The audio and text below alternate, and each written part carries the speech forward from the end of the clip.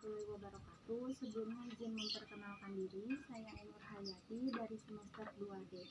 Saya akan mempresentasikan tentang pengurusan jenazah. Syariat Islam mengajarkan bahwa setiap manusia pasti akan mengalami kematian yang tidak pernah diketahui kapan waktunya. Sebagai makhluk sebaik-baik ciptaan Allah Subhanahu wa Ta'ala, dan tidak pernah diketahui kapan waktunya. Di sini saya akan membahas yang pertama, yaitu pengertian jenazah. Secara umum, kata jenazah memiliki arti tubuh mayat yang tertutup. Penyelenggaraan menutup jenazah adalah fardu kifayah bagi kaum muslimin. Maka ada beberapa hal yang harus dilakukan terhadap jenazah. Yang pertama, dipejamkan matanya, mendoakan dan meminta ampun atas dosanya.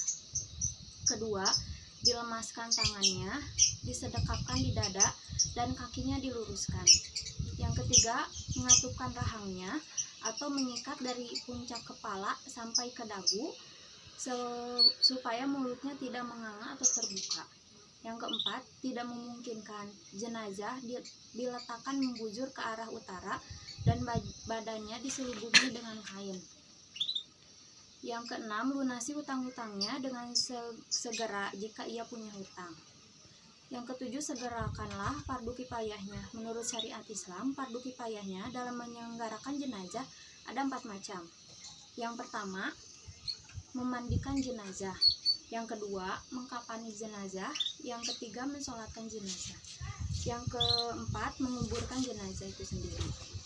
Yang pertama, memandikan jenazah. Dari Ibnu Abbas radhiyallahu anhu bahwasanya Nabi Muhammad SAW bersabda tentang orang yang jatuh dari kendaraannya lalu mati, yang artinya mandikanlah ia dengan air dan daun bidara. Hadis riwayat Bukhari dan Muslim. Adapun beberapa hal penting yang berkaitan dengan memandikan jenazah yang perlu diperhatikan, yaitu 1.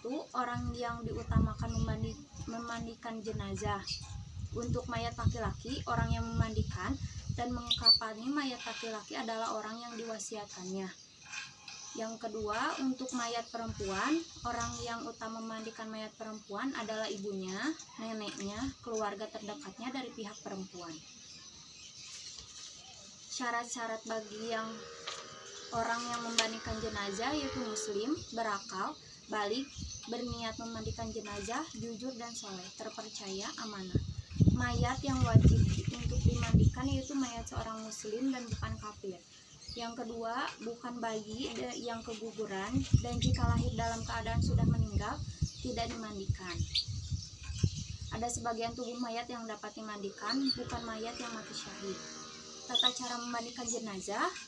Yang pertama, perlu diingat, sebelum mayat dimandikan, siapkan terlebih dahulu segala sesuatu yang dibutuhkannya, diantaranya tempat mandi pada ruangan yang tertutup, air secukupnya, sabun, air kapur, barus dan wangi-wangian, sarung tangan untuk memandikan, potongan atau gulungan kain kecil, kain basahan atau handuk. Yang kedua, ambil kain penutup dan gantikan kain basahan sehingga aurat utamanya tidak kelihatan. Yang ketiga, mandikan jenazah pada tempat yang tertutup. Keempat, pakaikan sarung tangan dan bersihkan jenazah dari segala kotoran. Ganti sarung tangan yang baru, lalu bersihkan seluruh badan dan tekan perutnya perlahan. Tinggikan kepala jenazah agar tidak mengalir ke arah kepala. Masukkan jari tangan yang telah dibalut dengan kain yang dibasahi ke mulut jenazah, digosokkan giginya dan dibersihkan juga hidungnya, kemudian diwudukan. Yang kedelapan, siramkan air ke sebelah kanan terlebih dahulu, kemudian ke sebelah kiri tubuh jenazah. Memandikan jenazah dengan air sabun dan air mandian yang terakhir dicampur dengan wangi-wangian. Perlakuan jenazah jangan lembut, tidak membalik dan menggosok anggota tubuhnya. Memandikan jenazah 1 kali. Jika dapat membasuh ke seluruh tubuhnya, itulah yang wajib. Disunahkan mengulangi beberapa kali dalam bilangan ganjil. Bagi jenazah wanita, sanggul rambutnya harus dilepaskan dan dibiarkan mengulur ke belakang setelah disiram dan dibersihkan, lalu dikeringkan dengan handuk dan dikepang. Keringkan tubuh jenazah setelah dimandikan dengan kain sehingga tidak membasahi kain kafan. Selesai mandi, sebelum dikafani, beri wangi-wangian yang tidak mengandung alkohol. Kemudian untuk mengapani jenazah adalah menutupi atau membungkus jenazah dengan sesuatu yang dapat menutupi tubuhnya, seluruh tubuhnya, walau sehelai kain. Hukum mengkapani jenazah bagi seorang muslim dan bukan mati syahid adalah fardu kifayah.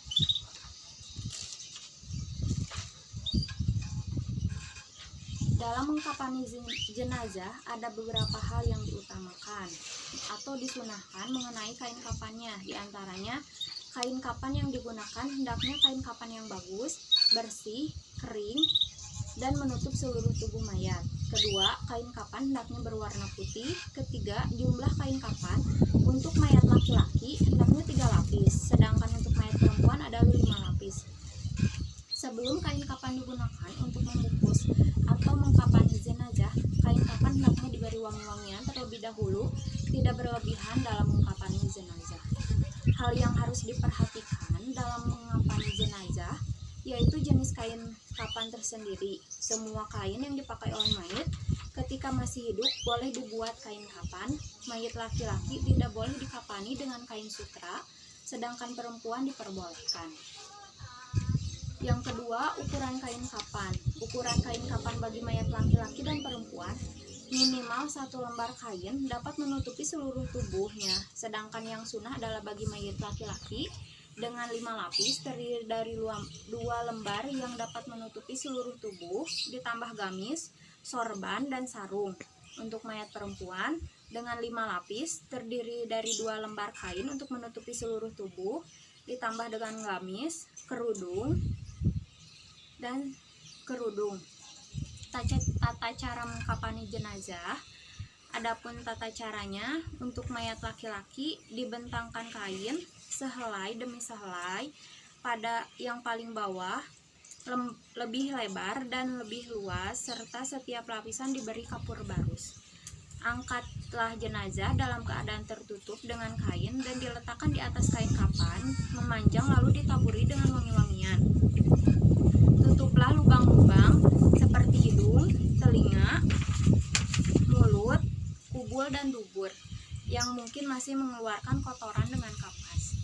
Selanjutnya diselimutkan kain kafan sebelah kanan yang paling atas, kemudian ujung lembar sebelah kiri. Selanjutnya lakukan seperti lembar demi selembar yang dengan cara yang lembut. Ikat dengan tali yang sudah disiapkan sebelum di bawah kain kafan 3 atau 5 ikatan. Jika kain kafan tidak cukup untuk menutupi seluruh badan mayat, maka tutuplah bagian kepalanya dan kakinya yang terbuka dengan kayu. Untuk mayat perempuan sama halnya, yaitu lembar pertama berfungsi untuk melurus seluruh tubuh, yang lembar kedua berfungsi sebagai kerudung kepala, ketiga sebagai baju kurung atau gamis, lembar keempat berfungsi untuk menutup pinggang hingga kaki, lembar kelima berfungsi untuk menutup pinggul dan paha. Yang selanjutnya yaitu mensolatkan jenazah. Hukum sholat jenazah, hukumnya fardu kifayah, boleh dilakukan oleh orang laki-laki atau perempuan. Namun selagi ada orang laki-laki, maka yang dapat menggugurkan kewajibannya adalah seorang laki-laki yang balik. Tempat sholat jenazah bisa dilaksanakan di mana saja, asalkan tempat yang suci. Diutamakan bertempat di mushola. Sedangkan peraturannya, Rasulullah SAW bersabda, tidaklah orang muslim meninggal kemudian ia disolati oleh 3 shaf dari orang-orang muslim kecuali ia menghakimi masuk surga. Dalam hal memperoleh fadilah 3 shaf ini, ulama berbeda pendapat. Ibnu Hajar berpendapat 1 shaf minimal 2 orang. Menurut Imam Hambali 1 shaf bisa 1 orang. Jadi untuk mendapat fadilah shaf minimal musola berjumlah 6 orang atau 3 orang. Posisi mayit atau orang yang menyolatnya. Bila laki-laki, maka kepala mayit disunahkan berada di sebelah kiri imam. Bila mayit perempuan, kepala mayit diletakkan di sebelah kanan imam atau di posisi utara. Posisi imam bila mayit laki-laki maka berada di dekat kepala mayit, bila mayit perempuan maka di dekat pantatnya. Syarat-syarat sholat jenazah. Bagi yang menyolati, syaratnya sama seperti sholat yang lain, sebab pada dasarnya sholat jenazah sama seperti sholat yang lain. Sholat jenazah sama halnya dengan sholat yang lain, yaitu harus menutup aurat, suci dari hadas besar maupun kecil, suci badan, pakaian, dan tempatnya, serta menghadap kiblat. Sholat jenazah baru dilaksanakan apabila jenazah sudah selesai dimandikan dan dikafani. Jenazah diletakkan di sebelah kiblat orang yang mensolatkan, kecuali kalau melaksanakan sholat goib. Tata cara sholat jenazah yaitu untuk laki-laki, imam berdiri tepat ke arah kepala, sedangkan jenazah perempuan mengarah ke pinggang jenazah. Untuk takbir pertama, biasa membacakan surat Al-Fatihah, yang kedua membaca sholawat kepada Nabi, yang ketiga untuk laki-laki, di sini saya memakai doa yang pendek. Untuk laki-laki, Allahumma gfirlahu warhamhu wa'afihi wa'fu anhu. Sedangkan untuk seorang perempuan, saya pakai doa yang pendek juga, Allahumma gfirlaha warhamha wa'afihi wa'fu anha. Untuk takbir yang keempat, Allahumma la tahrimna ajroha wala taftina ba'daha untuk perempuan, sedangkan untuk laki-laki maka diganti dengan hu. Yang selanjutnya menguburkan jenazah. Syarat ketika menguburkan jenazah, yang pertama, menggali tanah untuk jenazah diletakkan di lubang tersebut, lalu di bagian atasnya ditutup dengan batu pipih atau papan kayu, lalu diuruk dengan tanah. Lubang kubur harus dalam. Untuk kedalaman lubang kubur harus tinggi orang berdiri dengan tangan melambai ke atas, sedangkan untuk lebarnya seukuran dengan 1 hasta atau ziro, lebih 1 jengkal atau kurang lebih 50 cm. Dikubur di pemakaman muslim. Sebaiknya secara ideal jenazah yang beragama muslim dikuburkan di pemakaman yang khusus untuk muslim, tetapi jika tidak terdapat pemakaman muslim dan harus dikuburkan secara segera, maka bisa dikuburkan di pemakaman umum asalkan sesuai dengan tata cara menguburkan menurut agama Islam. Waktu penguburan jenazah. Meski terlihat sepele, dalam waktu penguburan jenazah perlu diperhatikan karena dapat berdampak bagi proses pemakaman dan ketersediaan panitia penguburan. Beberapa waktu sebaiknya kita hindari ketika akan menguburkan jenazah. Yang pertama, saat matahari berada di tengah-tengah. Yang kedua, saat matahari hampir terbenam atau benar-benar terbenam. Yang ketiga, saat matahari terbit sampai ke naik. Adab membawa dan mengiringi jenazah ke kuburan, yaitu mengiringi jenazah dengan khusyuk. Ketika mengiringi jenazah, hendaknya dilakukan dengan sungguh-sungguh atau khusyuk, karena ini adalah saat terakhir bagi keluarga, kerabat, teman mendampingi jenazah ke tempat peristirahatan terakhir. Yang kedua, posisi pengiringan jenazah. Bagi pengiring jenazah berjalan kaki, posisinya di sekitar keranda mayit, sementara yang menggunakan keranda yang tidak menggunakan keranda berada di belakang iringan jenazah yang berjalan kaki. Yang ketiga, saat memasuki kuburan. Saat masuk ke dalam kuburan, pengiring jenazah tidak dianjurkan untuk duduk sebelum jenazah diturunkan dari pundak yang membawanya. Selain itu, sebelum masuk ke pemakaman, dianjurkan untuk mengucapkan salam yang diajarkan oleh Rasulullah, yaitu Assalamualaikum ya ahla diyar minal mu'minin wa muslimin wa inna insyaallahu bikum la tahikuna nasalullahi lana walakumul afiyah, yang artinya semoga keselamatan tercurah kepada kalian wahai penghuni kubur dari golongan orang-orang beriman dan orang-orang Islam. Kami insyaallah menyusul kalian. Saya meminta keselamatan untuk kami dan kalian. Yang ketiga, hal-hal yang dilarang saat mengubur jenazah. Yang pertama, mendirikan timbunan kuburan lebih dari 1 meter di atas permukaan tanah. Yang kedua, duduk di atas kuburan. Yang ketiga, berjalan di atas kuburan tanpa menggunakan alas kaki. Yang keempat, menjadikan kuburan sebagai tempat sholat atau membaca Al-Quran. Yang kelima, membuat nisan berlebihan pada nisan atau kayu penanda kuburan. Yang keenam, menembok kuburan atau membangun kijing di atasnya. Yang ketujuh, melakukan perbuatan yang dapat menjurus ke arah syirik atau tahayul. seperti mencari jimat, doa, dan perbuatan bisnis lainnya. Tata cara penguburan jenazah. Yang satu, dalam galian lubang kubur. Yang kedua, letakkan jenazah di tepi lubang atau liang kubur sebelah kiblat. Kemudian di atasnya ditaruh papan kayu atau semacam dengan posisi agak condong atau miring agar tidak langsung tertimpa tanah. Kemudian di atasnya ditaruh semacam bata atau papan dari semen alam posisi mendatar untuk menahan tanah timbunan sehingga tidak mengenai jenazah langsung. Yang ketiga, meletakkan jenazah dengan memasukkan kepala jenazah dari kaki kubur. Keempat, letakkan jenazah dengan posisi miring kanan menghadap ke arah kiblat dengan menyandar tubuh ke sebelah kiri dinding kubur agar tidak terlentang kembali. Setelah itu, para ulama menyarankan untuk menaruh tanah di bawah pipi jenazah sebelah kanan setelah kain kafannya dibuka dari pipi itu dan ditempelkan langsung ke tanah. Simpul tali yang mengikat kain kafan juga supaya dilepas. Keenam, ketika memasukkan jenazah ke liang kubur dan meletakkan, dianjurkan membaca doa Bismillahi wa ala millati Rasulillah, artinya dengan nama Allah dan atas agama Rasulullah. Hadis riwayat At-Tirmizi dan Abu Daud. Yang ketujuh, untuk jenazah perempuan disarankan untuk membentangkan kain di atas kuburnya pada waktu dimasukkan ke liang kubur, sedangkan untuk mayat laki-laki tidak dianjurkan. 8. Untuk jenazah perempuan, sebaiknya yang mengurus adalah laki-laki yang tidak dalam keadaan junub atau tidak menyetubuhi istri mereka semalam sebelumnya. 9. Sebelum jenazah diletakkan di liang kubur, disarankan untuk menaburinya dengan tanah 3 kali dan dengan tangannya dari arah kepala mayit, kemudian ditimbuni tanah. Yang ke-10, mendoakan, membaca doa setelah selesai menguburkan jenazah.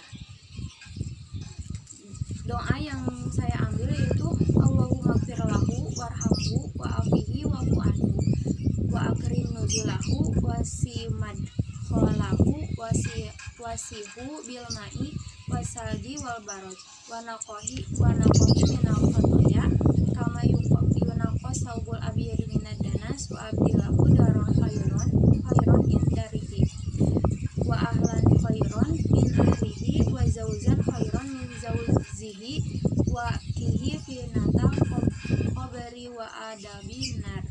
Artinya, ya Allah, ampunilah dia, belas kasihilah dia, hapuskanlah dan ampunilah dosa-dosanya, muliakan tempatnya, dia itu surga, dan luaskanlah kuburnya, basuhkanlah kesalahan-kesalahannya sampai bersih sebagaimana bersihnya kain putih dari kotoran. Gantikanlah rumah lebih baik dari rumahnya yang dulu, keluarganya lebih baik dari keluarganya yang dulu, dan masukkanlah ia ke dalam surga, dan jauhkanlah ia dari siksa kubur dan siksa api neraka. Sekian presentasi dari saya. Untuk kesimpulannya, sebanyak uraian di atas dapat diambil kesimpulan bahwasanya manusia sebagai makhluk mulia di sisi Allah Subhanahu wa Ta'ala, dan untuk menghormati kemuliaannya itu perlu mendapat perhatian khusus dalam hal penyelenggaraan jenazah, di mana penyelenggaraan jenazah seorang muslim itu hukumnya adalah fardu kifayah. Artinya, kewajiban ini dibebankan kepada seluruh mukallaf di tempat itu. Tetapi jika telah dilakukan oleh sebagian orang, maka gugurlah kewajiban seluruh mukallaf. Adapun 4 perkara yang menjadi kewajiban itu adalah memandikan, mengkafani, mensolatkan, dan menguburkan. Adapun yang hikmah yang dapat diambil dari tata cara pengurusan jenazah antara lain memperoleh pahala yang besar, menunjukkan rasa solidaritas yang tinggi di antara sesama muslim, membantu meringankan beban keluarganya. Mungkin cukup sekian presentasi dari saya tentang pengurusan jenazah. Semoga bermanfaat untuk kita. Mohon maaf apabila banyak kesalahan karena masih dalam tahap pembelajaran. Wassalamualaikum warahmatullahi wabarakatuh.